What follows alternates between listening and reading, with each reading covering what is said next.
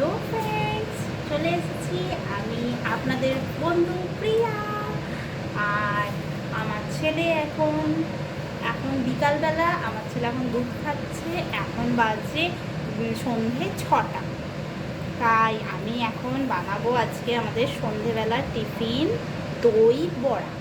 তার জন্য চলুন দেখে নিই কী কী উপকরণ নিয়েছি।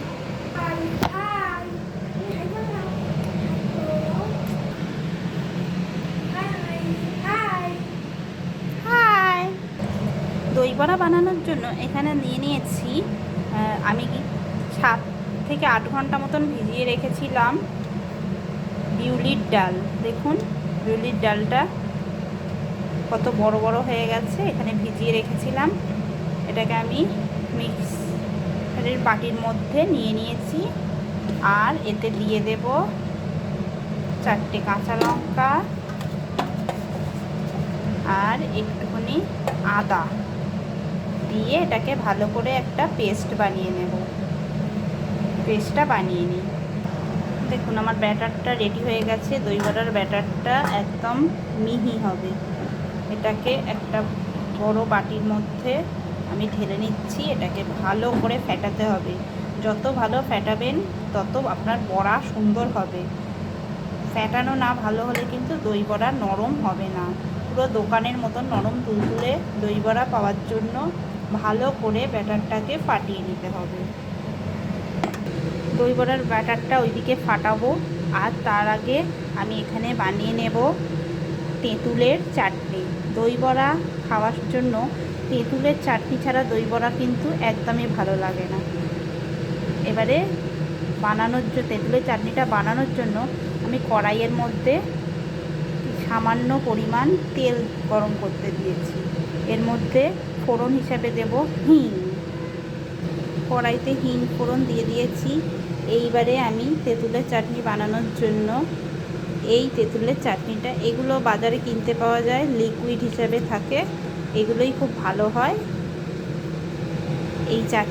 এই তেঁতুলের লিকুইড পাল্পগুলোই কিনবেন।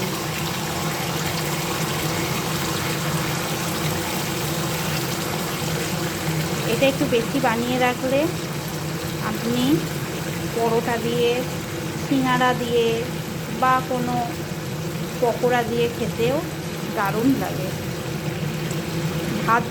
এমনকি ভাত দিয়ে খেতেও দারুণ লাগে। এবারে এর মধ্যে দিয়ে দেব একটু পাটালি। এটা টক টক মিষ্টি মিষ্টি চাটনি হবে। আর সামান্য কাশ্মীরি লঙ্কার গুঁড়ো। আর দিয়ে দেব একটু রঙের জন্য কাশ্মীরি লঙ্কার গুঁড়ো।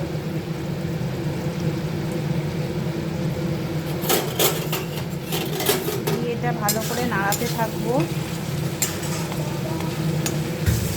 আর দিয়ে দেব জল।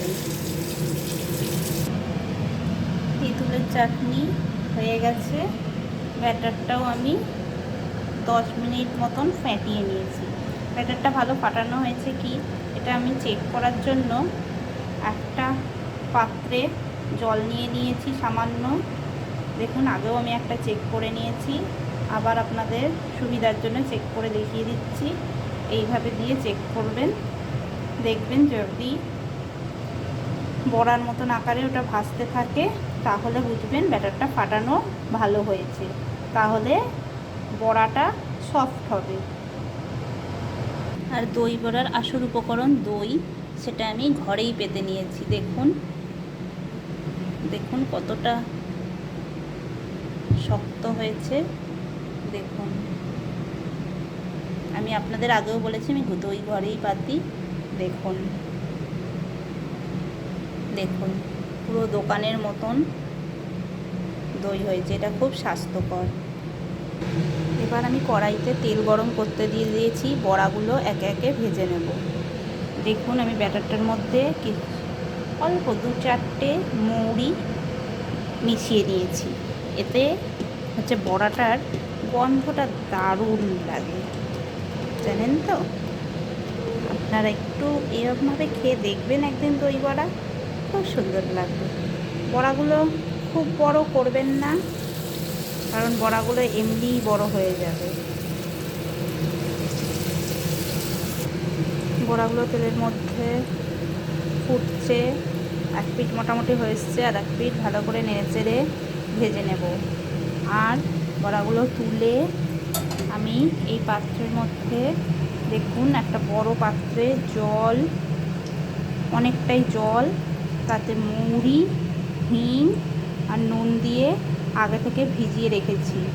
এই গন্ধটা ওই বড়াটার মধ্যে ঢুকবে, হিং আর মৌরির গন্ধটা। আর যদি বড়ায় নুন কম থাকে তার জন্য এর মধ্যে অল্প একটু নুন মিশিয়ে নিয়েছি।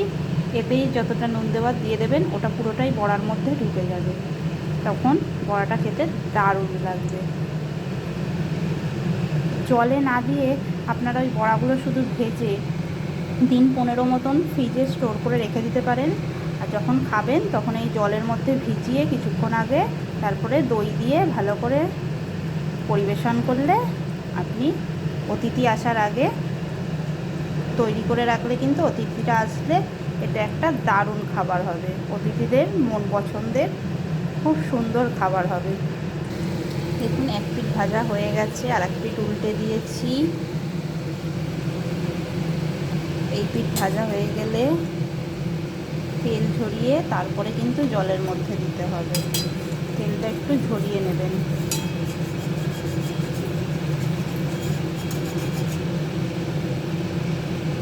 বড়াগুলো কিন্তু লো ফ্লেমে ভাজবেন। আর এই বড়াগুলো দিয়েও শুধু বিকালবেলা চায়ের সাথে বা কফির সাথে বা এমনি মুড়ি দিয়ে দারুণ কিন্তু লাগবে। মাঝে মাঝে এরকমও খাওয়া যায়, তাই না? খেয়ে দেখবেন, ভালোই লাগে। কড়াইতে গরম হয়ে গেছে, ভাজা ভেজে দেখুন তুলে নিয়ে তেল ঝারিয়ে এরকম জলের মধ্যে এই যে হিং, মৌরি আর নুন দিয়ে যে জলটা আমি আগে থেকে রেডি করে রেখেছিলাম, সেই জলের মধ্যে বড়াগুলোকে রেস্টে দিয়ে দিলাম। নিয়ে গেছে দিদা ভাইদের বাড়ি, আর ছেলের পরীক্ষা চলছে বলে ওর আন্টি এসছে, পড়াচ্ছে। আমি এই দই বড়াটা আমার বোনের আবদারে আজকে তৈরি করছি, আমার বোনকে আর আমার বাপের বাড়িতে পাঠাবো, আমরা তো খাবোই। এখন ঘরদোর কিছু গোছানো হয়নি, এই সবে গোছানো শুরু করলাম। সব জামা কাপড় ছাদ থেকে তুলে এনে রেখে দিয়েছি, সব ওরকমই পড়ে আছে। এই বিছানাটা সবে পাতা হলো, এই বিছানাটা আজকে আমি রোদে দিয়েছিলাম, তুলে এনেছি, নিয়ে এসে পেতেছি। এই বিছানাটা এবার গোছাবো, গোছালে আমার কাজ আজকের মতন কমপ্লিট হবে। আর ওইদিকে আটা মাখা হয়ে গেছে, কুমড়ো আলু পটল দিয়ে একটা তরকারি করব, এই দিয়ে ডিনার করে নেব।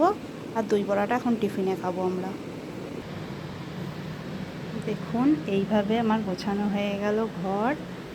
এইখানে আমার মেয়ে বসে খেলে, ওই জন্য ওর খেলনাগুলো আমাকে এখানেই রাখতে হয়, খেলনা, ওর বই খাতা সব এখানেই রাখতে হয়, কিছু করার নেই, সব এখানটাতেই আমার রাখতে হয়। আর দেখুন বিছানাটা আমি গুছিয়ে নিয়েছি, দেখুন এখানেও একটা বিছানা করতে হয়, এখানে একটা বিছানা, এইভাবে গুছিয়ে নিয়েছি। কেমন লাগলো আমাকে কমেন্ট বক্সে জানাতে ভুলবেন না। দই বড়া বানানোর জন্য একটা বাটিতে দই দিয়ে তাতে সামান্য পরিমাণ নুন আর সামান্য পরিমাণ চাট মশলা দোকানের প্যাকেটে, যখন প্যাকেটে কিনতে পাওয়া যায় সানরাইসের চাট মশলা, সেটা দিয়ে একসাথে ভালো করে পাটিয়ে নিয়েছি। আর বড়াগুলো দেখুন জল থেকে তুলে নেওয়ার পর এরকম দেখতে লাগছে। এর উপরে আমি দইটা এইভাবে দিয়ে দেব।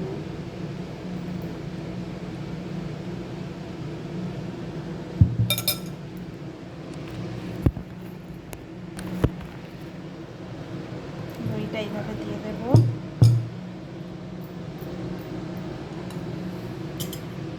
আর ওপর দিয়ে দিয়ে দেবো তেঁতুলের চাটনিটা।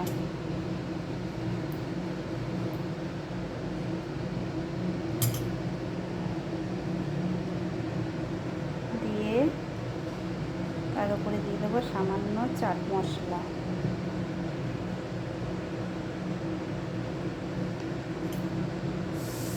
আরও একটু দই দিয়ে এইবারে দিয়ে দেবো ঝুরি ভাজা।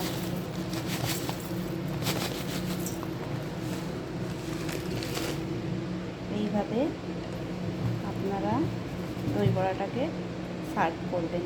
এইভাবে খেতে দারুণ লাগবে। কেমন হয়েছে আমাকে জানাতে ভুলবেন না কিন্তু। ও টাটা, বাই বাই। ভালো থাকবেন, সুস্থ থাকবেন, সবাইকে ভালো রাখবেন। এই বলে আজকে এই দই বড়ার রেসিপিটি দিয়ে আজকে আমি শেষ করলাম আমার blog. Tata, bye bye, see you.